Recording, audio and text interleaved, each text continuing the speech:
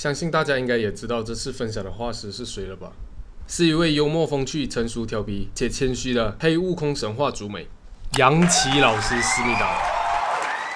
还是一样，叠层 buff。以上说的内容都是网上收集的，因为本来就比较不专业，所以有错误还是遗漏可以指正。如果喷我，那就是你对，我只是个歌坛老鼠，求放过，求放过。然后我就是在学习阶段要画 Monster Art Assignment 的时候，老师推荐了一个画师，哇，就是那个时候我看到他画，我就是直接一整个湿了。我开始的时候就是对这种很厚重、很酷炫的风格很感冒，所以第一眼就爱上了。顺带一提，这是斗战神的图，之后会说到。我了解一个画师的时候，就会找他各种东西来看。那个时候 B 站就有很多画师会有分享会、讲座、直播之类的，我就全都看了个遍。然后我会把我喜欢画师的图全都收了 ，ArtStation 收了，再看微博有没有错过的图，像是一个变态一样，就连涂鸦也不能放过。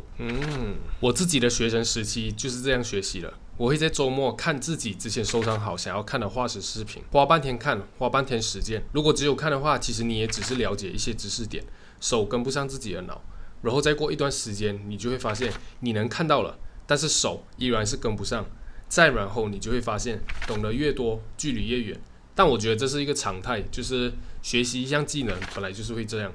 就是眼高手低。我不确定这样的学习方式对不对，性价比高不高。反正当时我的状态和学习方式就是这样，还是比较枯燥的，因为一直没有办法画达标，分享给有需要的人吧。然后我在那个时候有个印象很深刻的事情，就是老师在直播分享的时候并没有示范画，因为对于新手来说，就感觉看了大师的作画过程就能变得跟他一样，而且一般很厉害的大神都会炫技一下啊，还是什么。但是老师完全就不一样，这个视频让我提升了很多，不管是观念还是对游戏开发的理解。有兴趣的朋友可以去 B 站找来看，会有不一样的收获。虽然开发游戏这方面的知识对于在马来西亚发展的人好像并没有什么帮助但是就对。这边就分享一些老师在视频里说的话。这整个视频大概就是围绕着开发游戏，然后还有一些设定图，然后概念，就很多是没有公开的一些图，可以在这个视频里看到。这边就稍微加速一下，然后就用老师作画的过程作为画面。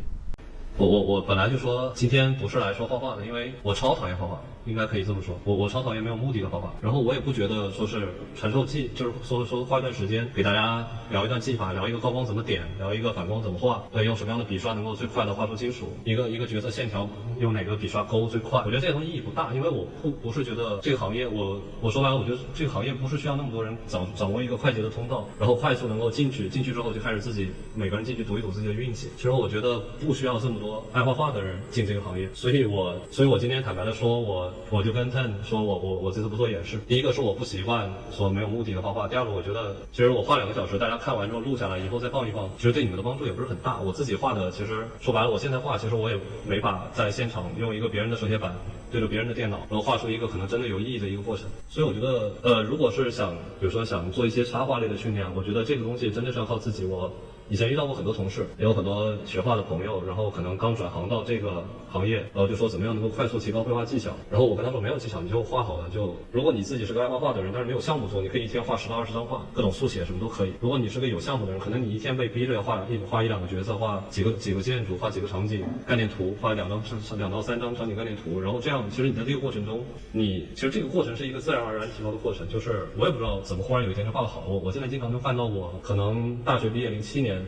07年那个时间的画，我自己都觉得，如果当时我收到一份这样的简历，我觉得这个人可以去死了，这个很正常。所以我身边遇到的人应该也没有说，我翻了一个谁的画册，我拿了一个谁的视频，我对着他连续看了40遍，然后再一动笔，哇，一切都变了。从来没有遇到过这样的人。就是大家其实也不知道，没有任何一个，包括你们可能认识的一些被称为巨大的人，然后大家有时候会偶尔碰到一起，然后聊聊天。就问你们平时怎么画画的？然后大家看了一下说，好像也没什么方法，就是自己到现在都没有总结出一个最好的流程。其实我觉得这个东西真的就是靠积累。如果想要通过学习能够快速提高，并且赶紧去获得一些什么东西，那我觉得不一定要选择画画，因为你可以最好的方式，其实你应该是去搞一个可能你自己觉得可以接受，并且能够快速赚到钱的事情，然后积淀个2-3年，或者积淀个4-5年，当自己有了一笔原始的资金，可以养活自己，可以不工作也能活个10来年的时候，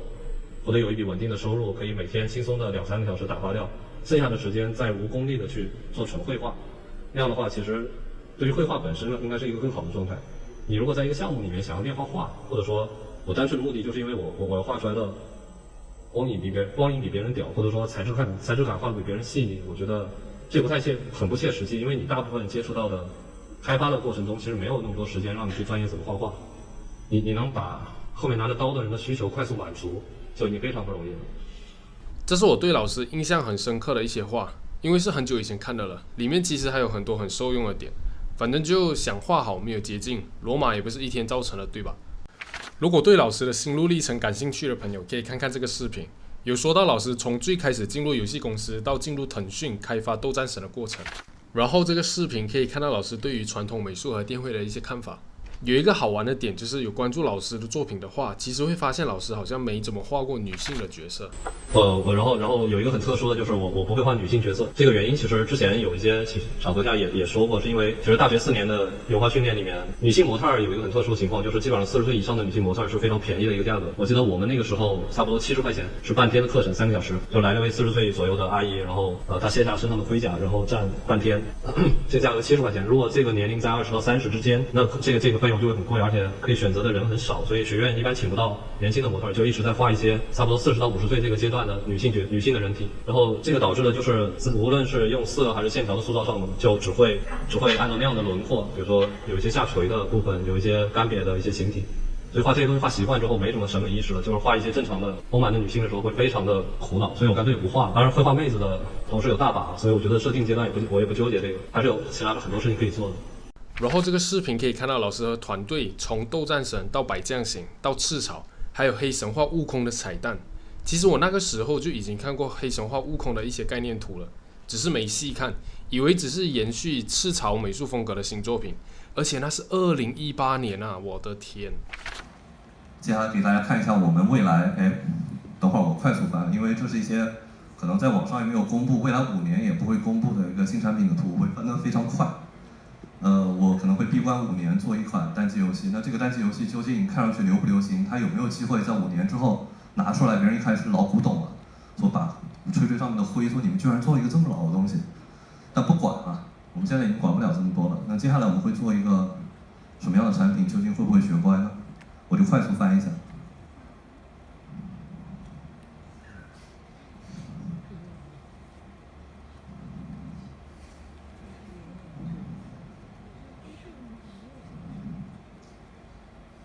好，我们会做一款这样的产品。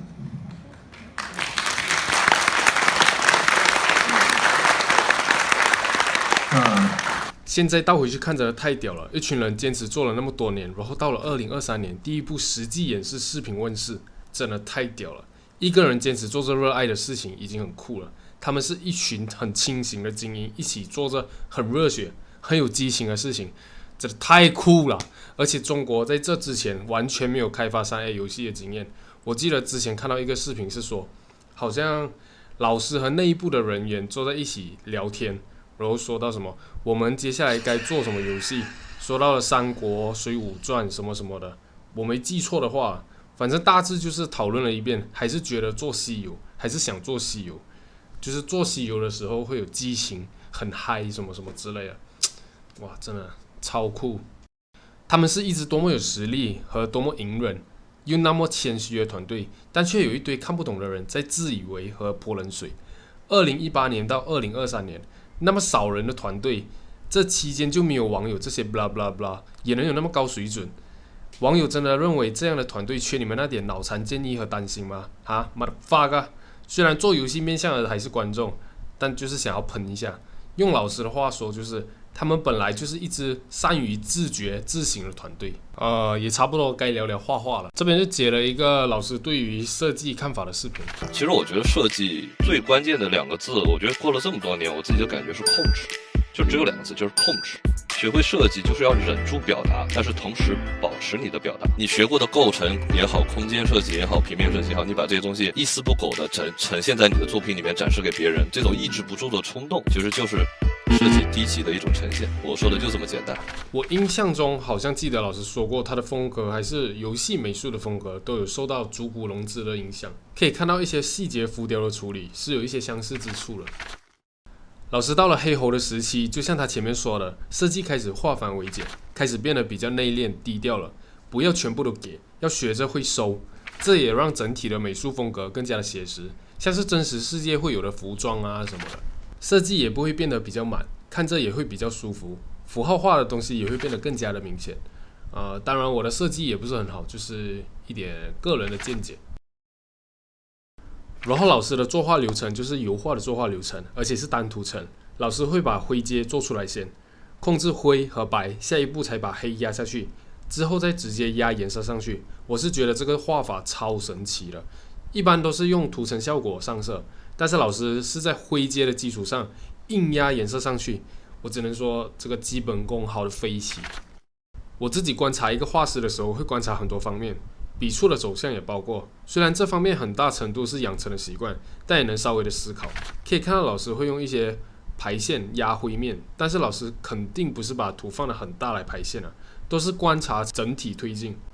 然后很多细节其实很粗糙，因为这些基本都是概念图，只要能把想表达的东西都表达出来，完成度其实都还好。也会用一些照片、3D 辅助什么的，都是以效率优先，因为也不是插画宣传图，但就笔触什么的还是画得很好看。那其实想要看画什么的，基本上网上都能找得到。总结一些点吧，多看多实践，想诠释问题，做了才能接近答案，差不多就是这些了。感觉说了很多，又好像什么也没说，希望能帮到你们吧 ，peace。哦，对了，这里先预祝黑神话悟空大卖，到时候如果电脑允许，我也搞个来玩，想想都刺激。